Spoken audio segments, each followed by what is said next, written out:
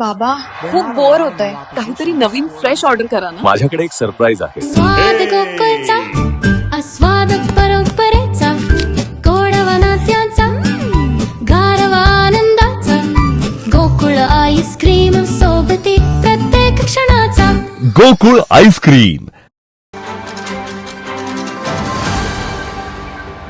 नमस्कार, मी मानसी सतीश लोळगे, प्रभाग क्रमांक 19 म्हणजे जिथे आता आपण उभे आहोत या प्रभागाची नगरसेविका आहे.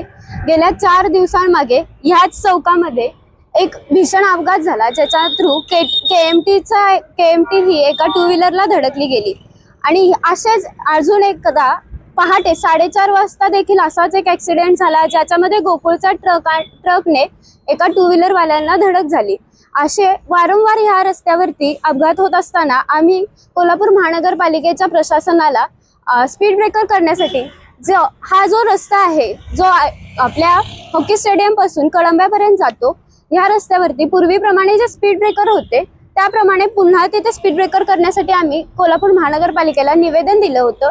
जवळपास मार्च महिन्यामध्ये हे निवेदन दिलं गेलेलं आहे. त्यावरती त्यांचे रिमार्क्स आलेले आहेत, पोलिसांकडून झालेलं आहे हे सगळं. फक्त ह्या रस्त्यावरती अजून एकही ठिकाणी स्पीड ब्रेकर अजून करण्यात आलेला नाहीये.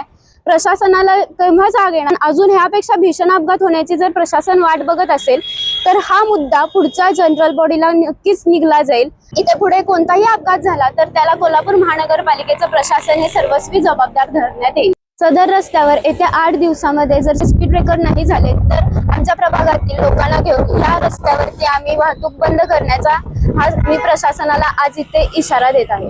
ताज्या घडामोडी पाहण्यासाठी माझा महाराष्ट्र न्यूजला आजच सबस्क्राईब करा.